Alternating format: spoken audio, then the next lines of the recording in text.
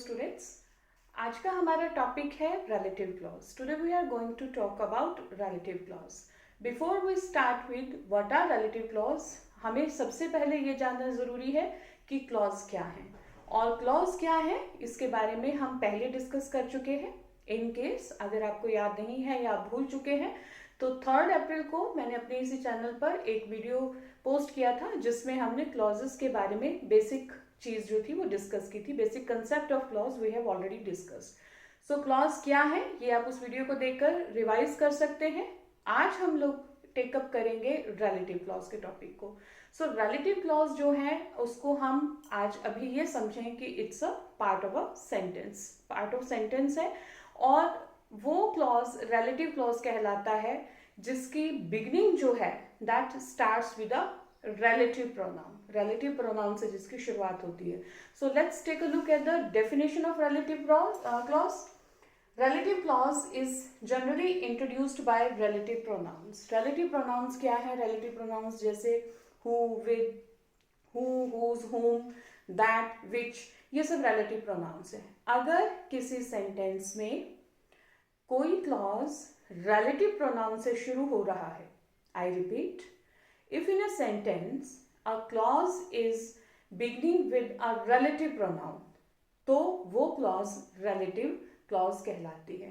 अगर किसी सेंटेंस के क्लॉज में शुरुआत में बिगनिंग में relative pronoun का यूज हो रहा है तो वो clause relative clause कहलाती है।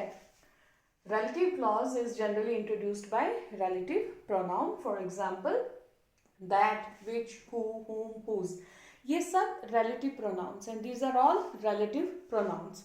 तो अगर इनसे शुरुआत हो रही है तो हम उस क्लॉज को कहेंगे रिलेटिव क्लॉज। देन एग्जांपल देखिए, the woman who lives next door is a doctor. Now in this sentence if you look carefully, the woman who lives next door, again I have underline the clause, relative clause, ताकि आप उसको clearly समझ सके। Who lives next door, the woman, वो औरत जो मेरे अगले घर में रहती है वो एक डॉक्टर है।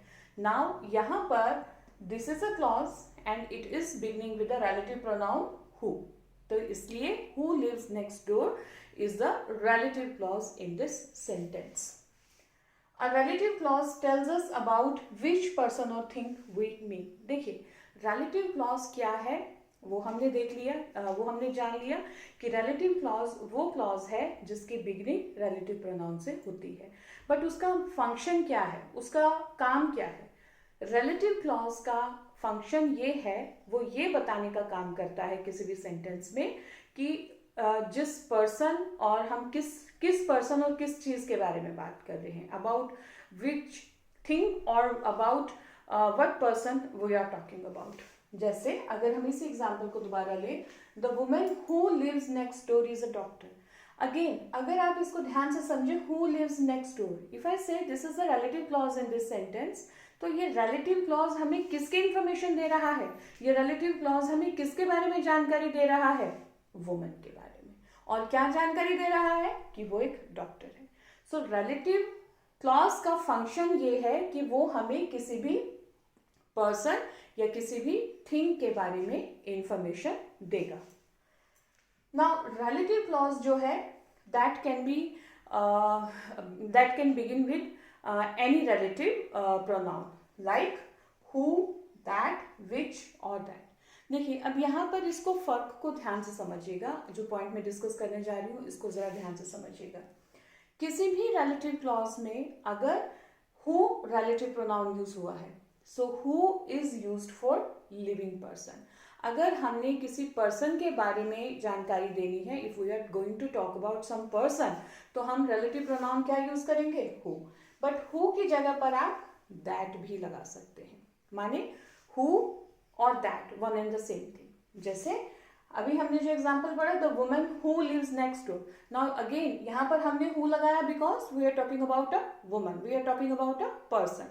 अब अगर इसी सेंटेंस को मैं इस तरह से लिखूं तो ये कैसे बन जाएगा? The woman that lives next door is a doctor. It means I have replaced who with that. इसका मतलब ये कि दैट लगाइए या हु लगाइए for living person, one and the same thing, आप दोनों का इस्तेमाल कर सकते हैं। इन जनरल हम हु लगाएं या दैट लगाएं, एक ही बात है। बिल्कुल उसी तरह से विच और दैट, जैसे हु का इस्तेमाल हम हमेशा पर्सन्स के लिए करते हैं, वैसे ही विच का यूज जो है वो हम थिंग्स के लिए करते हैं, हम नॉन लिविंग चीजों के लिए करते हैं।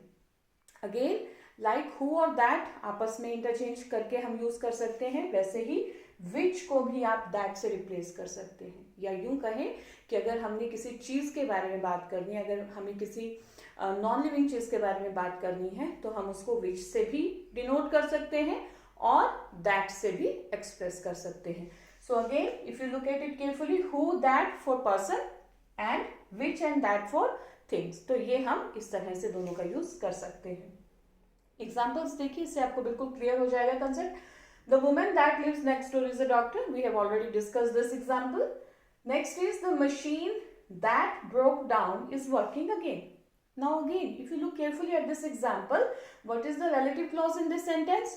That broke down. Now this relative clause is giving us information about what? क्या टूट गया, क्या खराब हो गया? Machine. So machine is not a person, machine is a thing. इसलिए हमने मशीन को किससे रिप्रेजेंट किया? दैट से. अगेन दैट की जगह हम क्या यूज कर सकते हैं? विच का यूज भी कर सकते हैं. The machine that broke down is working again, या और the machine which broke down is working again. आप इस तरह से भी सेंटेंस को बना सकते हैं. देन एक लास्ट में एक छोटा सा कंपैरिजन यूजुअली कई बार आता है रिलेटिव क्लॉज के केस में. दैट को कंपेयर करते हैं हम व्हाट से. What and that. पहले दो एग्जाम्पल्स देखिए और फिर मैं आपको इसके डिफरेंस के बारे में एक्सप्लेन करती हूँ. We are going to discuss about the difference between what and that. Now look at the first example. What happened was my fault. What happened was my fault. और सेकंड एग्जाम्पल है everything that happened was my fault. बहुत similar looking से sentences हैं, but difference क्या है? Difference ये है कि फर्स्ट एग्जाम्पल में वी हैव यूज्ड व्हाट और सेकंड में हमने यूज किया है that. Now look, what is the difference between what and that? What is used जब हम किसी पर्टिकुलर चीज की बात करते हैं, when we are talking about some particular thing, कि जो कुछ भी हुआ वो मेरी गलती थी. What happened was my fault. इसका मीनिंग क्या बनेगा? यहाँ पर what का मतलब निकलेगा कि जो कुछ भी हुआ वो मेरी गलती थी. It means we are talking about a particular thing, कि किसी खास चीज के बारे में, किसी खास इंसिडेंट के बारे में हम बात कर रहे हैं.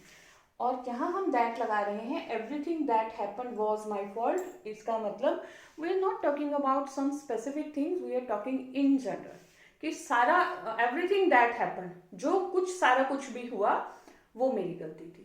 सो what when we talk about a particular thing, और दैट का यूज करते हैं in general sense, not in particular, not in a specific way, but when we talk about something general we use that, but when we talk about something specific about happening और occurring, then we use what. So this is a difference which might not be very important from examination point of view, but it can be asked. कहीं भी आपको blank में पूछा जा सकता है कि चूज बिटवीन व्हाट और दैट, तो वहां पर आपको ये चीज, ये कंसेप्ट याद रखना पड़ेगा कि व्हाट का यूज हम करते हैं फॉर स्पेसिफिक थिंग्स और that is use for general sense. So this is the first part of relative clause that we have taken up today.